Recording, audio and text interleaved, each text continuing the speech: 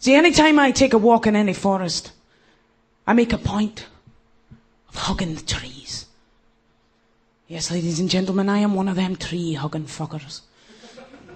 Not just idealistically or ideologically, no, you can ask anybody who knows me, come for a wee walk to the woodlands with me, and there I'll be, hugging the tree. Sometimes for up to half an hour at a time. Just me and the tree, absorbing its energy, unless it happens to be a tree in an unfortunately overpopulated area, in which case I'll be sending healing vibes to the tree. And I believe it saved me thousands in prescription fees. I mean, I know it's fucking nuts, right? One day I hugged every tree in Ness Woods, came home and found the lazy bastards still hadn't burned bush, and the fumes from the liberation tanks had burned a hole in the ozone layer above Iraq. Last summer, someone told me that tree huggers make the baby Jesus cry. And then this atheist guy told me that in the half hour I'd stood there hugging the tree, 10,000 proletariat babies had cried and died of starvation already. The BBC were mourning dead babies again for a country complicit in the construct of the horror that killed them. I think they thought that I thought tree hugging would bring about the demise of capitalism, would lead the poor's into revolution, the slaves into exodus. Fuck. If only such a blessing could be bestowed on us. You see, when I hug a tree, I hold a vigil of light as bright as any candle lit in solidarity in these days of darkness. And on these marches for peace, believe I'm marching for those babies and all those babies' mothers, and surely I should not forget nature's. 40,000 years war waged against her since agriculture. Now it's all about the numbers. Like 5 million, the Earth's population before we started raping ancient treasures meant for our children's children's children then.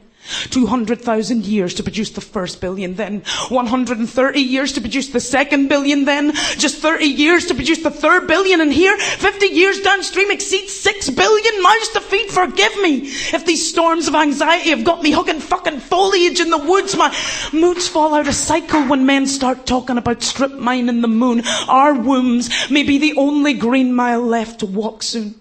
And should I bear condemned fruit just to walk that mile without shoes to launch at the ancient oil rigs? The festering mountains of nukes their ancestors murdered and took their own lives with. But I do not wish this over-sentimental pish to extinguish the facts. Are so scary I'm barely sleeping.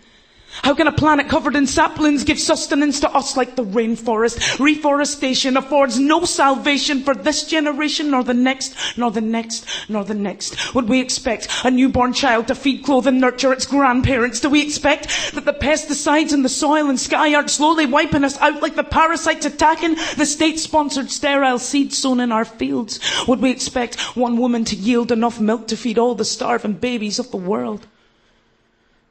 Our so-good government is suddenly sticking its green fingers up our proletariat arses, threatening us with charges if we don't fill up the recycling buckets, sticking that ridiculous contamination tape over our blue bins to shame the neighbours.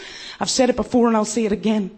The only thing green within a system based on capitalism is the G's. So when I'm hugging trees, I'm hugging an endangered species that can't quite rightly run away from me in fear. I'm trying to give one humble word of thanks for an outstanding job done under such bondage. I'm trying to say sorry for my vanity.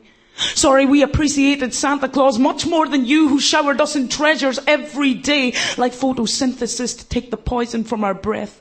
Coal, oil, topsoil, the ancient tree root water pump system, everything we need to eat, to breathe, to create heat, to procreate is going the same way as the 300 acres of rainforest felled in the time it's taken to recite this stupid poem. I know we're all endangered species now. We've never felt so alone. So utterly, helplessly disgusting in our own skins. Our own tombs are chosen and our family graves are dug now, so fuck it. If you catch me wrapped around your Scots pine, I don't care about your waved eyebrow shouts, whispers and sniggers. That shit's the kind of shit that got us here in the first place. And if we can't even hug our trees without vanity, well, thank you very much.